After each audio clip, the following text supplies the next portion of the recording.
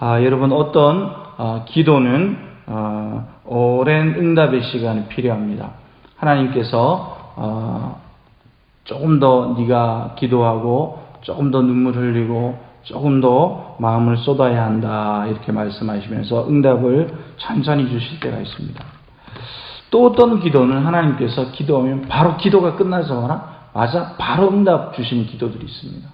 예를 들면 굉장히 다급한 기도가 있죠. 우리가 예를 들면 어떤 사고가 나거나 생명이 막 좌지우지되는 그런 순간에 우리가 간구했을 때 하나님이 바로 응답해 주시는 때가 있습니다. 어디 우리가 쓰러져서 다쳤을 때 하나님 지금 굉장히 어려운 상황입니다. 하나님 고쳐주세요. 그럼 하나님께서 즉시로 이 기적을 베풀어 주실 때가 있습니다. 그것은 지금도 계속 일어나고 앞으로도 계속 일어납니다. 그런데 우리가 즉시 응답받는 기도와 또 오랜 시간을 통해서 응답받는 기도를 통해서 우리가 무엇을 발견하냐? 우리는 어떤 한 기도 제목을 가지고 오랜 시간, 예를 들면 그 가족의 구원을 위해서 오랜 시간 기도했는데 수십 년이 지나서 응답받을 때가 있습니다. 혹은 또 아직 응답받지 못하는 경우도 있습니다. 그런데 하나님께 기도했는데 하나님께서 즉시로 또 영혼을 구원해 주실 때가 있습니다. 그런 걸 통해서 우리가 어떤 것을 볼 수 있느냐? 바로 하나님의 뜻을 발견합니다. 이게 내가 원한다고 되는 것이 아니고 하나님이 원하실 때 이 일이 되는구나. 하나님이 원하실 때 영혼이 구원받는구나. 내가 생각하는 그 범위를 뛰어넘어서 하나님의 뜻을 발견하게 되는 것입니다. 어떤 기도는 또 응답을 받습니다. 또 어떤 기도는 하나님이 응답을 안 해주세요. 내 생각하기에 반드시 이건 응답을 해주셔야 되는데, 내가 생각하기에 반드시 복을 주셔야 하는데, 내가 생각하기에 굉장히 이게 합리적인데 반드시 답을 주셔야 되는데 하나님이 아무런 응답이 없을 때가 있습니다. 굉장히 내가 마음이 괴롭고 힘들고 하나님이 응답을 안 주실 때가 있습니다. 하나님 분명히 우리 가정에 이게 필요한데 하나님 응답을 안 주실 때가 있어요. 그리고 별로 내가 기도를 또 안 했는데, 기도도 안 한 것 같은데 하나님이 막 응답을 주실 때가 있습니다. 막 쏟아 부어 주실 때가 있습니다. 그럴 때 우리가 어떤 것을 발견하느냐? 그것은 자꾸 믿음이 깊어지면서 하나님의 뜻을 발견하는 시간인 것입니다. 초신자 때는 이걸 발견을 못해요. 하나님께서 특별히 초신자 때 병고침이나 특별히 그런 응답들, 기도의 응답을 되게 많이 응답을 주시죠. 물론 이제 신앙이 깊어지셔도 하나님께서 응답을 많이 주시죠. 그런데 우리가 신앙이 깊어지면 깊어질수록 하나님께서는 기도가 응답되고 기도가 또 응답되지 않고, 어떤 기도는 빨리 응답되고 어떤 기도는 늦게 응답되고, 그것을 통해서 하나님의 뜻을 중심으로 살아야 한다는 것을 알게 하십니다. 그래서 내 중심의 삶을 신앙생활을 하다가 시간이 지나면 하나님 중심주의로 조금씩 변하게 되는 겁니다. 하나님의 뜻이 뭐냐? 그래서 기도가 응답이 안 되면 이건 하나님의 뜻이 아니구나 라는 것을 알게 됩니다. 또 빨리 응답을 되면 하나님이 이것을 원하시는구나. 우리 가정 가운데 이걸 원하시는구나. 우리 교회 가운데 이걸 원하시는구나. 이걸 알 수가 있습니다. 오늘 25절에 보니까 이 모세가 신명기는 모세가 이제 다시 한번 두 번째 이 율법을 이렇게 회상하면서 다시 이르는 이스라엘 백성 가운데 이르는 말씀이죠. 구합니다. 주여 제발 구합니다. 나를 건너가게 하여 주옵소서. 요단강을 건너서 저쪽으로 들어가게 하여 주옵소서. 그래서 아름다운 땅, 아름다운 산, 레바논을 보게 하여 주옵소서. 모세의 간구였습니다. 모세는 40년 동안 이스라엘 백성과 막 동고동락하면서 막 원망하는 이스라엘 백성들을 데리고 광야를 헤매다가 40년의 시간이 다 지나고 이제 바로 요단강만 건너면 약속의 땅으로 들어가는 것이었습니다. 얼마나 밤이면 밤마다 기대하고 고대하고 온 많은 이스라엘 백성들을 이끌면서 많은 고생을 하고 이제 요단강만 건너가면 되는 것이었습니다. 아무것도 아니었습니다. 강 하나만 건너가면 끝나는 것이었습니다. 그런데 하나님께서 너는 이제 요단강을 건너서 가나안 땅으로 들어가지 못한다라고 말씀하십니다. 그리고 광야 생활을 했던 1세대, 특별히 하나님을 원망했던, 하나님의 역사하심을 따라오지 못했던 그 백성들, 믿음이 없었던 그 모든 1세대들을 이제 다 요단강을 건너서 가나안 약속 땅으로 들어가는 걸 허락하지 않으셨습니다. 모세도 허락되지 않았습니다. 너무나 아름답고 약속의 땅이고 풍요로운 땅, 하나님께서 얼마나 그 땅을 주시기 위해서 백성들을 출애굽시키셔서 데리고 왔는지 모세가 얼마나 궁금했겠습니까? 그러나 하나님은 허락하지 않으십니다. 하나님께서 대답하시기를 여호와께서 모세가 이렇게 얘기했어요. 여호와께서 너희 때문에 내게 진노하사 내 말을 듣지 아니하시고 내게 이르시기를 그만해도 족하니 이 일로 다시 내게 말하지 말라. 이제 모세는 좀 투덜대는 부분이 있죠. 여호와께서 너희들 때문에 나도 못 들어간다, 이런 뜻으로 지금 얘기를 합니다. 그러나 모세가 이제 하나님의 명령을 따라 물을 내라고 할 때, 명하라고 할 때 바위를 치게 되죠. 그래서 이제 그게 직접적인 원인이 됩니다.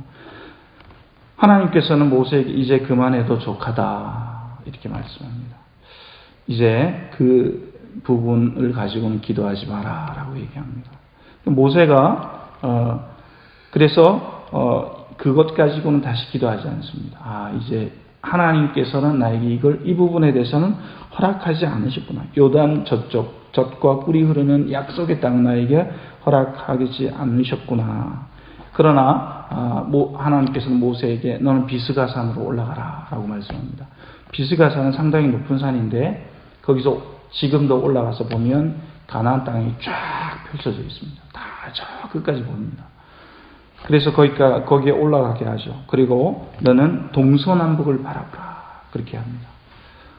제가 시골에서 자랄 때 서울 그 서초구 방배동에서 영광교회라고 있는데 거기서 이제 한 목사님이 내려오셔가지고 전도사님 때 오셔가지고 제가 어린 시절에 목회를 하시면서 늘 기도하러 다니셨거든요. 근데 이제 제가 자란 그 섬에 보면 그 높은 산 중에 봉우리가 하나 있는데 그 시간 나실 때마다 거기 올라가셔가지고 늘 거기서 딱 쓰면 동서남북이 울릉도가 훤하게 보입니다.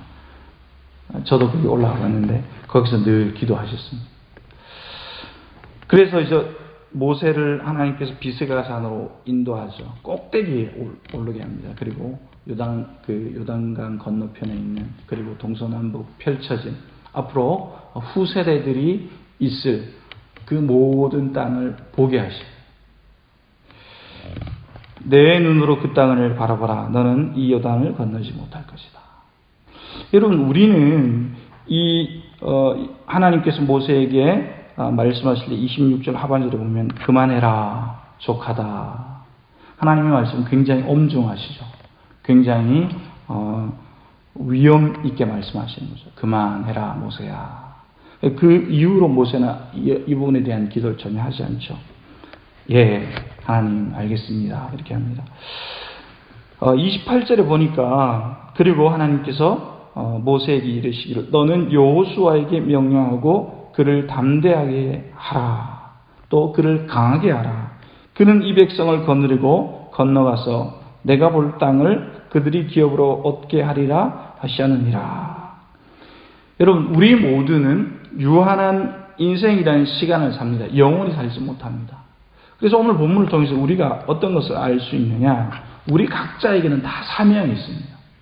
왜냐하면 우리가 아담의 범죄 이후로 영원히 살 수 없고 언젠가는 하나님께서 부르시면 하나님께로 돌아가야 됩니다.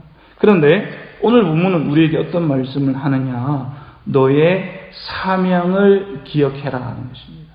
너의 사명을 기억해라. 너의 사명이 뭐냐? 모세는 지금까지 이스라엘 백성을 여기까지 인도한 거였습니다. 그리고 모세의 마지막 사명은 여호수아에게 명령하고 그를 담대하게 하고 그를 강하게 하나님의 말씀을 그에게 잘 전해주고 이제 너는 이건 사투리인데 너는 다음 세대의 지도자다.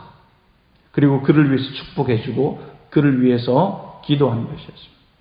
여러분, 우리 모두는 각자의 사명이 있습니다. 교회에서 사명이 있고 가정에서 사명이 있고 또 이 지역사회를 살아가면서 하나님은 나에게 사명을 주셨습니다. 내가 인정하든지 인정하지 않든지 하나님은 나에게 사명을 주신 겁니다.